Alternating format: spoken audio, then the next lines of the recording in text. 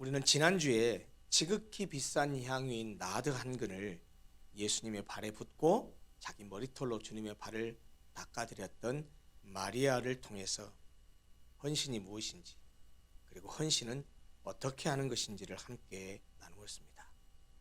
그리고 헌신이라고 하는 것은 선택이 아니라 주님의 은혜를 받은 성도라면 당연하고도 마땅한 것이다 라는 사실을 강조했었습니다.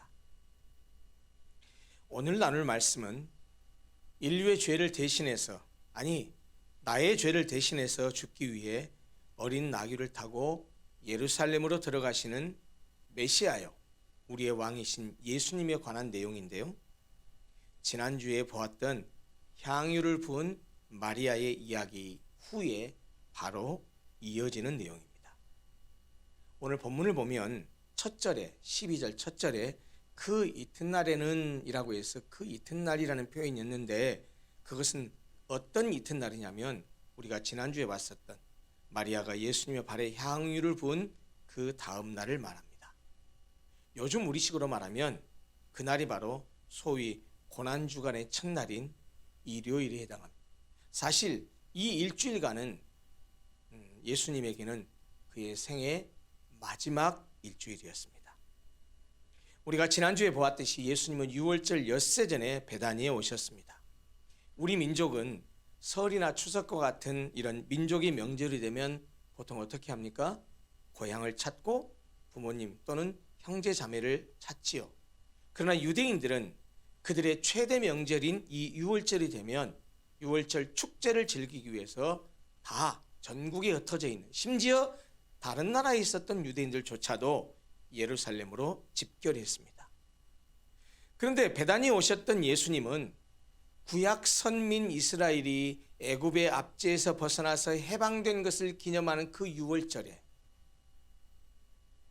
죄로 인해서 영원한 죽음에 처한 인류를 대신해서 그 유월절 어린 양으로 죽기 위해 예루살렘으로 들어가십니다. 본문은 왕의 도성인 예루살렘으로 나아가시는 예수님을 열광적으로 환영하는 백성들의 반응을 통해서 왕으로 오신 예수님의 면모를 보여줍니다.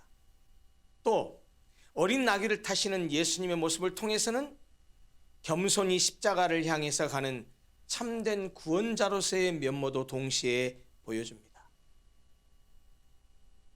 자신에게 닥칠 죽음을 아시면서도 십자가를 통해서 이루실 하나님의 구원 역사를 이루기 위해 그 죽음의 장소인 예루살렘으로 나아가시는 것은 예수님의 공생애의 절정이라 할 수 있는 십자가의 죽음을 향해 가는 첫 걸음이라고 할 수 있습니다. 이렇게 예루살렘으로 들어가시는 이 일이 중요한 의미가 있는 일이라서 그런지는 몰라도 오늘 우리가 보았던 이 본문의 내용, 요한복음은 물론이고 마태, 마가, 누가 복음의 공관복음까지 이 사복음서 모두에 이 예수께서 예루살렘에 입성하시는 장면이 다 기록되어 있습니다. 그런데 우리가 지난주에 살펴본 마리아가 예수님의 발에 향유를 부은 사건과 오늘 우리가 함께 읽은 예수께서 예루살렘에 들어가시는 이 사건은 모두 사실 예수님의 죽음과 깊은 관계를 갖고 있는 일들입니다. 마리아가 예수님 발에 향유를 부은 것은 바로 예수님의 장례를 예비하는 것이라고 예수님이 해석해 주셨습니다. 그리고 오늘 예수께서 예루살렘에 들어가시는 것은 무엇 때문입니까? 우리의 죄를 담당하기 위해서 죽음의 길로 십자가를 지기 위해서 지금 그 예루살렘으로 들어가시는 것이라는 말입니다. 유월절 축제를 위해서 모이던 수많은 순례자들이 예수님이 예루살렘으로 들어오신다는 소식을 듣고 종려나무 가지를 가지고 주님을 맞으러 나가서 열광적으로 외쳤습니다. 호산나 찬송하리로다. 주의 이름으로 오시는 이 곧 이스라엘의 왕이시여, 이렇게 외쳤습니다. 이 장면은요, 오늘날 BTS와 같은 아이돌을 향해서 보이는 대중들의 열광적인 분위기와 흡사합니다. 호산나라는 말은 우리를 구원하소서라는 뜻인데요, 죽은 자까지라도 살리신 예수께서 바로 자신들에게 승리와 구원을 가져다 줄 것으로 기대하며 부르짖었던 유대인들의 외침이었습니다. 주의 이름으로 오시는 이라고 이스라엘의 왕이라고 외쳤던 것도 예수님을 자신들을 구원할 메시아로 인정했음을 보여줍니다. 그러나 그들이 생각했던 예수는, 그들이 분명히 자기들을 구원해 줄 분으로 예수님을 인정했지만 그들이 생각했던 예수는 자신들을 죄에서 구원할 메시아로서가 아니라 로마 제국의 압제로부터 해방시켜줄 정치적인 메시아로 생각했습니다. 그러나 예수께서 그들의 바람과 달리 지상에 메시아 왕국을 건설할 의사가 없음이 확인되자 불과 며칠이 지나지 않아서 도리어 예수님을 십자가에 못 박으셔서 그렇게 예수님을 죽이라고 소리치는 무리들로 변했던 것입니다. 이렇게 예수님을 로마로부터 구원해 줄 정치적인 메시아로 생각한 군중들은 예수께서 세상의 권력자들처럼 화려한 병거나 백마를 타고 오실 줄 알았을 것입니다. 그러나 오늘 우리가 읽었던 것처럼 이 군중들의 바람과는 달리 예수님은 볼품없이 어린 나귀 새끼를 타고 오셨습니다. 본문 14절에는 예수는 한 어린 나귀를 보고 타시니 라고 매우 간단히 언급하고 있지만 아까 말씀드린 대로 공관복음서, 마태복음, 마가복음, 누가복음은 모두 예수께서 이 나귀 새끼를 타게 되신 과정을 매우 구체적으로 묘사하고 있습니다. 그 공관복음에 따르면, 마태, 마가, 누가복음에 따르면 예수님은 예루살렘에 입성하기 전에 두 제자를 맞은편 마을로 보내시면서 아직 아무도 타보지 않은 나귀 새끼가 매여 있는 것을 보게 될 것이니까 가서 그 나귀를 풀어서 데려오라고 말합니다. 그리고 만약 그 매여 있는 나귀를 풀어서 끌고 오면 누가 야, 네가 뭔데 이렇게 나귀를 끌고 가? 너 왜 이렇게? 라고 물으면 주가 쓰시겠다 해라. 그러면 즉시 그것을 보낼 것이라고 하면서 제자들을 맞은편 마을로 보냈습니다. 그리고 제자들이 가서 예수님께서 말씀하신 대로 했더니 정말 그들이 나귀 새끼를 허용해서 끌고 오게 했습니다. 그리고 나귀 새끼를 데려오자 예수께서 그 나귀 새끼를 타신 것입니다. 인류를 구원할 메시아로서 이스라엘의 왕으로서 예루살렘에 입성하시는 예수님이 어린 나귀 새끼를 탄 이 왜 이런 초라한 모습을 가지고 왕이신 그분이 예루살렘에 지금 들어오시는 걸까요? 이에 대해서 성경 오늘 본문 15절은 이렇게 말씀합니다. 이는 그가 나귀 새끼를 타고 들어오시는 것은 기록된 바 시온 따라 두려워하지 말라 보라 너의 왕이 나귀 새끼를 타고 오신다 함과 같더라. 이렇게 해석해주고 있습니다. 신약 성경을 읽다 보면 특별히 복음서에 이런 표현이 많습니다. 기록된 바라는 표현이 있는데 이것은 구약 성경에 이러저러하게 기록되어 있다라는 것을 전제하고 하는 말이에요. 그래서 오늘 본문에 기록된 바 이러저러함과 같더라라는 말의 의미는 구약 성경에 이러저러하게 예언된 말씀이 있는데 바로 그 예언의 말씀대로 이루어진 것이다 라는 것을 의미하는 표현입니다. 그러면 본문 15절에 말하고 있는 기록된 바라는 그 구약의 예언의 말씀은 무엇일까요? 스가랴 9장 9절 말씀입니다. 이스라엘의 왕으로서 메시아로서 예루살렘에 입성하는 예수께서 근사한 백마가 아니라 볼품없는 나귀 새끼를 타신 것이 왕이신 예수에게 메시아신 예수에게 전혀 어울리지 않고 이상해 보일지 모르지만 사실 그것은 구약시대의 선지자 스가랴가 메시아에 대해서 예언한 것이요 그 예언이 이루어졌음을 말해주는 것이다 라고 하는 뜻입니다. 다시 말하면 나귀 새끼를 타고 예루살렘에 들어오시는 예수님이 바로 스가랴서에 예언된 하나님이 보내신 바로 그 메시아라는 말씀이지요. 그런데 말이죠, 약 3년여 동안이나 예수님과 함께 동고동락했던 제자들조차 이 사실을 깨닫지 못했습니다. 예수께서 나귀를 타고 예루살렘에 입성하는 그 당시에는 그것이 구약 성경에 기록된 메시아에 대한 예언의 성취라는 사실도 몰랐고 예수께서 영광을 얻으신 후에야 그걸 깨달았다는 것입니다. 요한복음에 예수님께서 영광을 얻는다는 표현이 가끔 나와요. 인간의 몸으로 이 땅에 오셔서 죽기까지 낮아지신 예수께서 다시 부활하시고 승천하셔서 다시 높아지심으로써 하나님의 아들로서의 신분을 회복하는 것을 가리킵니다. 예수님의 제자들조차 예수께서 부활하시고 승천하신 후에야 그가 구약에서 예언한 메시아이심을 확신하고 이 사건의 지니는 의미에 대해서 비로소 그때서야 확실하게 알게 되었다라는 말입니다.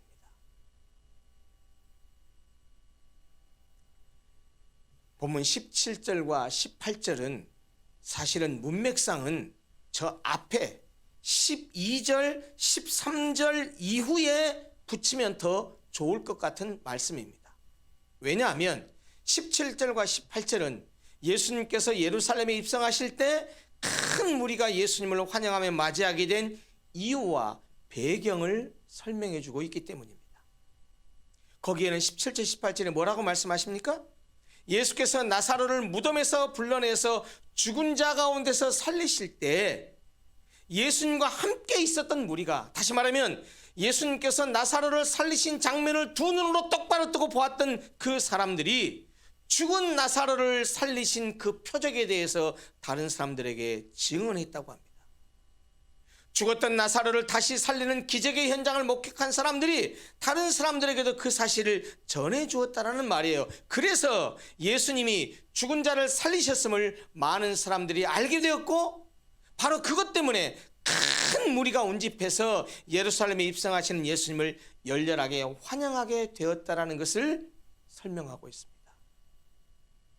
여러분, 이 본문 17절 18절 말씀은 우리의 신앙에 있어서 하나님의 능력을, 하나님이 주신 은혜를, 하나님의 역사의 현장을 경험하고 목도하는 것이, 그걸 체험하는 것이 우리의 신앙이 얼마나 중요한지를 가르쳐 줍니다. 누구든지 주님의 능력이나 주님의 역사를 경험하게 되면, 누구든지 우리가 흔히 말하는 은혜를 받게 되면 달라집니다. 변합니다. 방금 다시 말씀드린 대로 주의 능력이나 역사를 경험하게 되면, 은혜를 받게 되면 나타나는 가장 큰 변화가 뭡니까? 주님을 더 사랑하게 됩니다. 주님의 몸된 교회를 위해서 헌신하고 충성합니다. 자신이 체험한 사실을 통해서 주님을 알리고 증거하는 일에 발벗고 나섭니다. 마치 기가 막힌 음식을 맛본 사람이 그 맛집을 다른 사람에게 소개하는 것이 지극히 자연스럽고 정상적인 것과 다름없습니다. 왜 똑같이 교회를 다니고, 왜 똑같이 예수를 믿는 그리스도인이라고 하지만 왜 그렇게 서로 너무나 다른 모습으로 신앙생활할까요?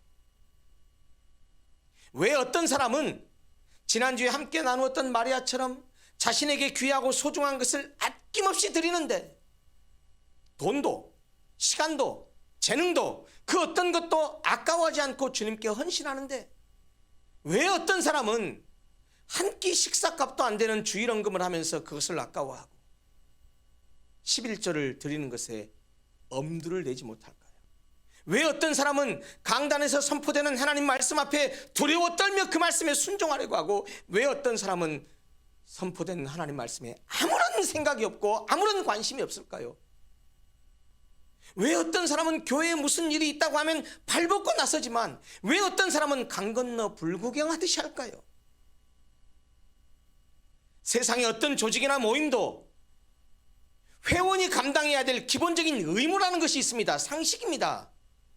그런데 교회를 10년, 20년, 30년 다녔다는 사람이 교회 구성원으로서 가져야 될 기본적인 의무도 행하지 않고 교회를 다니는 것을 마치 취미 생활을 하듯이 할까요? 왜 어떤 사람은 주일 예배뿐만 아니라 할 수만 있으면 새벽 기도회, 수요 예배, 금요 기도회까지 참여하면서 열심히 은혜를 사모하며 신앙생활을 하지만, 왜 어떤 사람은 주일 예배를 드리는 것조차 버거워하고 1시간 동안 의자만 덮였다가 예배당을 나서면서 하나님 안녕히 계십시오, 내가 다음 주에 또 들을 테니까 내가 예배당에 나서는 순간 여기서부터 나 타치하지 마세요. 일주일 동안 내가 세상 살다가 다시 다음 주에 안부 인사 들으러 올 테니까 간섭하지 마세요. 이런 생활을 하는 그런 삶을 살까요? 왜 어떤 사람은 하나님 주신 중심, 성경 중심, 교회 중심의 삶을 사는데 왜 어떤 사람은 자아 중심, 내 생각 중심, 세상 중심으로 살아갈까요? 도대체 이런 차이가 어디서 올까요? 단순합니다. 진리를 깨닫고 주님이 베푸신 능력이나 역사, 즉 주님이 베푸신 은혜를 체험했느냐 체험하지 못했느냐가 그 차이를 만들어냅니다. 성경이 말하는 복음 진리를 깨닫고 주님이 베푸신 능력을, 주께서 베푸신 은혜를 체험한 사람은 하나님 중심, 성경 중심, 교회 중심의 삶을 삽니다. 자신에게 귀하고 소중한 것을 아낌없이 하나님께 바칩니다. 돈도 시간도 재능도 그 어떤 것도 아까워하지 않고 주님께 드리고 헌신합니다. 더 드리지 못해서 안달납니다. 교회에서 무슨 일이 있다고 하면 발벗고 나섭니다. 주일 예배뿐만 아니라 말씀과 기도가 있는 자리는 은혜를 사모하며 열심히 참여하러 갑니다. 그러나 성경이 말하는 복음 진리를 깨닫지 못하고 주님이 베푸신 능력을, 주께서 베푸신 은혜를 체험하지 못한 사람은, 아니 체험했다가 그 은혜를 상실해버린 사람은 자아 중심, 내 생각 중심, 세상 중심으로 삽니다. 헌금도 아깝습니다. 교회에서 무슨 일이 있다고 해도 강 건너 불구경 하듯 합니다.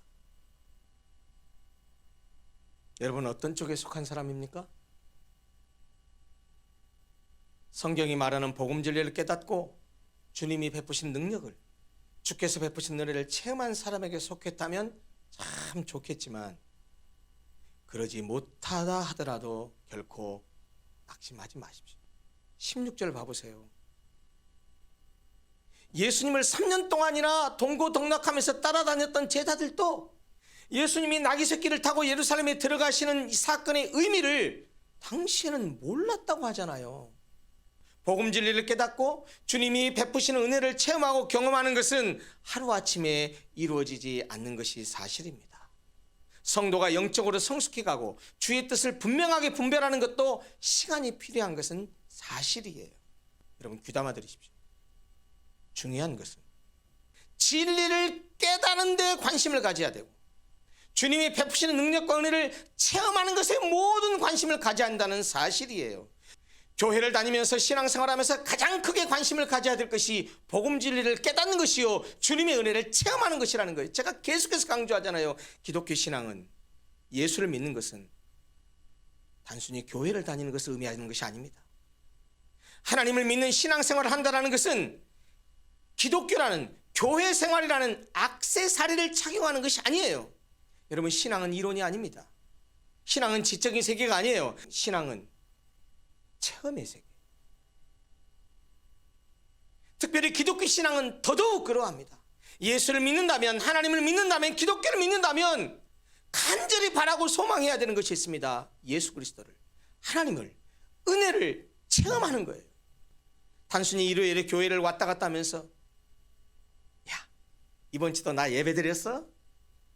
라고 스스로 만족하면서 또 그것을 내가 기독교를 믿는 사람으로서 종교적인 의미를 다했다고 스스로를 위안하는 그런 신앙이 머물러서는 안 된다는 말입니다.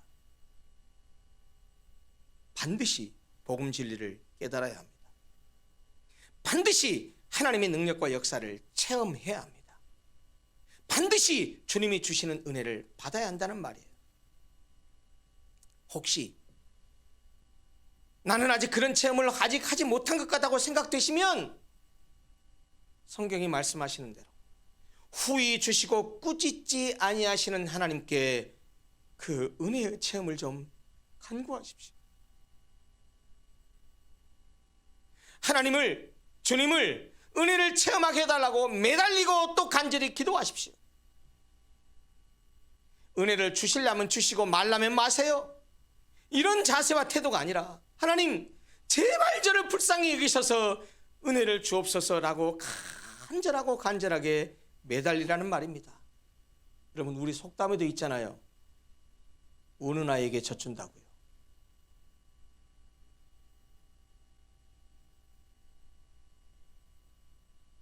끝으로 한 가지 더 나누려고 합니다. 오늘 설교의 제목, 어린 나귀를 타신 왕 예수님.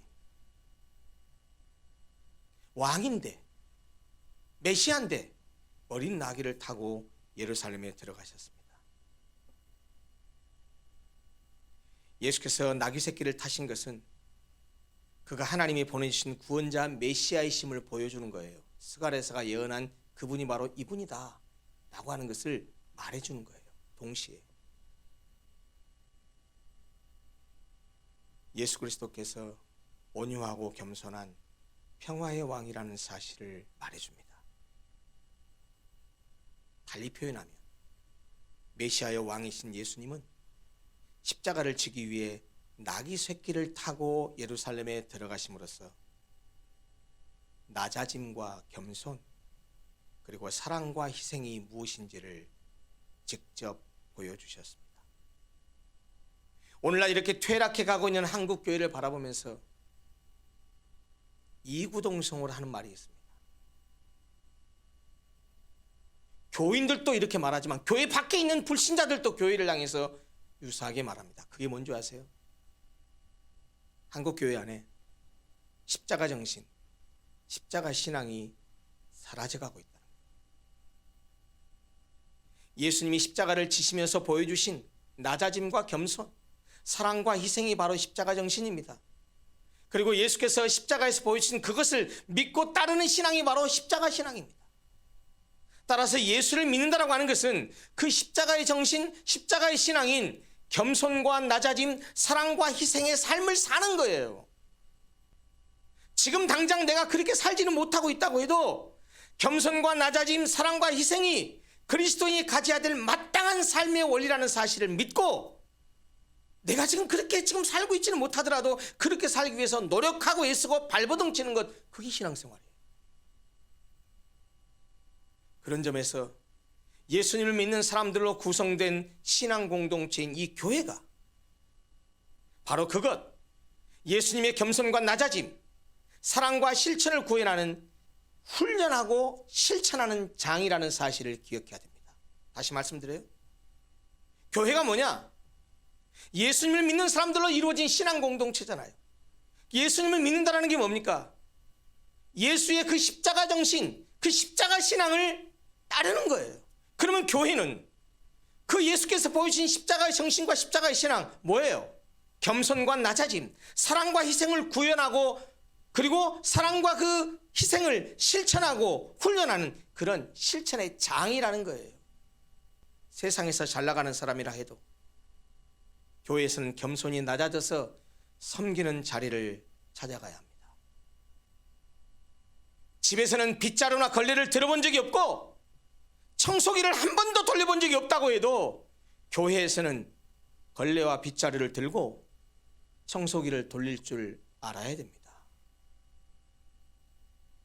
집에서는 손에 물 한 번 묻히지 않고 왕비처럼 사는 사람이라 할지라도 교회에서는 주방에서 밥을 하고 반찬을 만들고 주일 식탁 교제 후에는 설거지를 하는 무술이가 되어야 됩니다.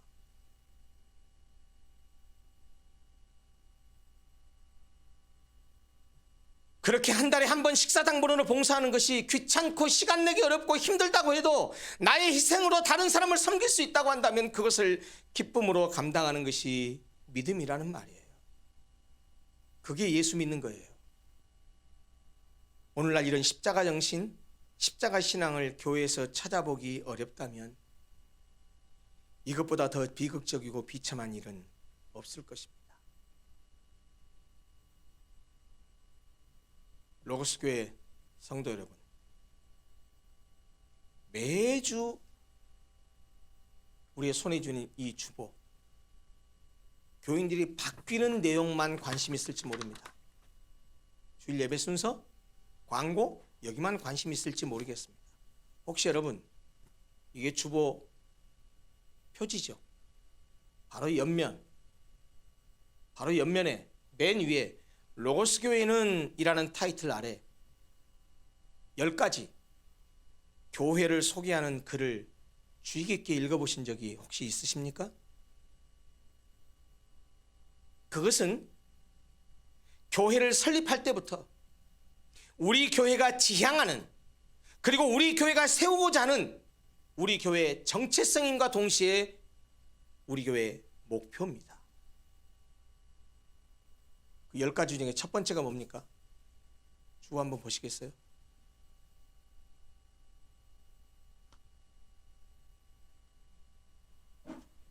로고스 교회는 하고 해서 10가지가 열거져 있어요. 자, 첫 번째 같이 한번 읽어볼까요? 같이 읽읍시다. 시작. 예수님을 삶의 주인으로 고백하는 사람들의 사랑과 섬김의 공동체입니다. 예수를 믿는 다음은 예수님을 내 삶의 주인으로 고백하고 그 예수님의 십자가 정신을 따라 사는 것이라는 사실을 잊지 마십시오.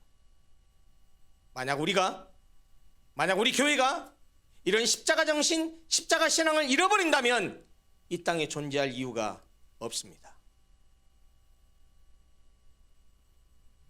하나님의 능력과 주님의 역사를, 주님께서 베푸시는 은혜를 체험해서 우리에게 낮아짐과 겸손, 사랑과 섬김, 그리고 희생의 정신을 보여주신 어린 나귀를 타신 예수님을 본받아서 그 십자가 신앙을 실천하는 교회를 저와 여러분들이 함께 만들어 갔으면 좋겠습니다. 교회는 대우받는 곳이 아닙니다. 멋지게 폼내는 곳이 아닙니다. 어떻게 하면 내가 섬길 수 있는 자리로, 내가 희생할 수 있는 자리를 찾아가서 다른 사람을 섬기고 내가 낮아져서 교회 공동체를 위해서 예수님이 그러하셨던 것처럼 그렇게 희생하고 섬기느냐, 그것이 예수를 믿는 것이라는 사실을 잊지 마십시오. 부탁드립니다. 주보에 있는 로고스 교회의 정체성, 우리 교회가 지향하는 바를 다시 한번 꼼꼼히 읽어보십시오. 우리 교회는 그런 교회를 지향합니다. 그런 교회가 되었으면 좋겠습니다. 그런 교회를 만들기 위해서 저도 목회하면서 무진장 애를 씁니다. 저 혼자 그런 교회 못 만듭니다. 성도들이 함께하지 않으면 이뤄낼 수 없는 교회입니다.